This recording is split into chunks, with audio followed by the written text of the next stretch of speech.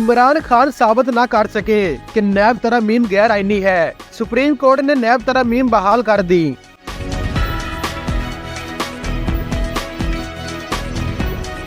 Supreme court ने हुकूमत की इंट्रा कोर्ट अपील मंजूर करते हुए नैब तरमीम बहाल कर दी।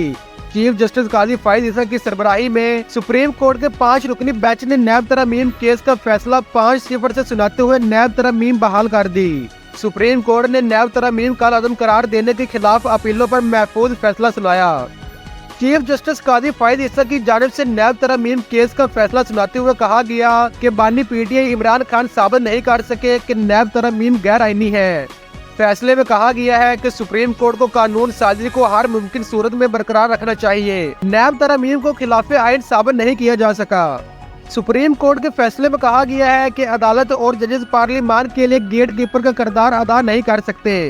पार्लियामान और अदलिया का आइन में अपना अपना किरदार वाज़ेह है। तफसीली फैसला सुप्रीम कोर्ट की वेबसाइट पर जारी किया जाएगा। जस्टिस अतर मिनुल्लाह ने हुकूमत की अपील खारिज कर दी और इजाफी नोट में लिखा कि हुकूमत की अपील नाकाबिल समाअत है। जस्टिस हसन अजहर रिजवी ने भी इजाफी नोट लिखा जिसमें इन्होंने फैसले से इत्तफाक लेकिन वजूहात से इख्तलाफ किया। याद रहे कि साबिक चीफ जस्टिस पाकिस्तान उमर अता बंदियाल की सरबराही में 3 रुकनी बेंच ने नैब तरमीम को कलअदम करार दिया था और यह कानून लागू भी हो गया था। बाद नैब तरमीम कलअदम करार देने के खिलाफ इंट्रा कोर्ट अपीलें दायर की गई, जिस पर चीफ जस्टिस पाकिस्तान की सरबराही में 5 रुकनी लार्जर बेंच तश्कील दिया गया था।